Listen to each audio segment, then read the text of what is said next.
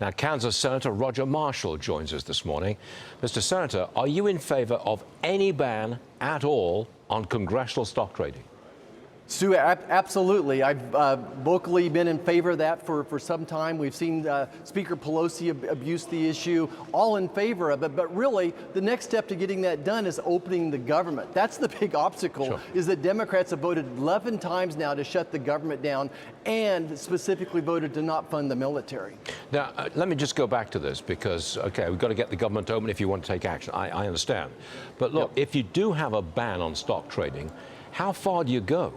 I mean, supposing I run for office, I've got a lot of money in stocks, I'm elected. What do I do with the money in stocks? To put it into a blind trust? Is that how it works? Yeah, Stu, I'm in favor of multiple options like that. Basically, we put all of our money into some funds where I don't choose the stocks. It's been pretty seamless for me to do that. I think, again, we have to also be focused on not just the member of Congress, but also their spouses, extended family as well. I think those are first steps. I asked the question because it's an issue in the New Jersey gubernatorial election where the Democrat candidate sitting in Congress has made a lot of money in the stock market. Okay, maybe it was her husband, but there's some money been made there. Next one, Senator. Today, your colleagues in the Senate are having lunch with the president. You're going to be there. The government shutdown is entering its 4th week. Will you urge the president to give in on anything, to make any kind of deal, to give away something?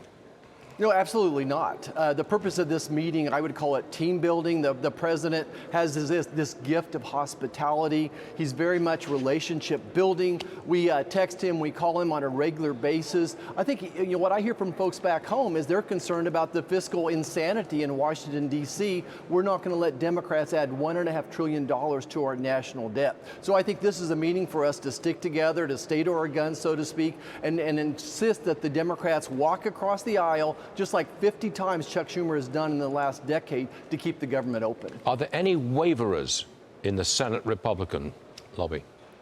Boy, I sure have not seen them or heard of them, not one bit. I think there's those of us that certainly want to fix health care. Look, the Affordable Care Act is very broken. It's not affordable. The premiums are going up 20%. People have $5,000 deductibles. There's $50 billion of fraud. So we want to fix that, but not until we get the government open. Got it. Senator, thank you very much indeed for joining us. We appreciate it. Senator Marshall, thank you, sir.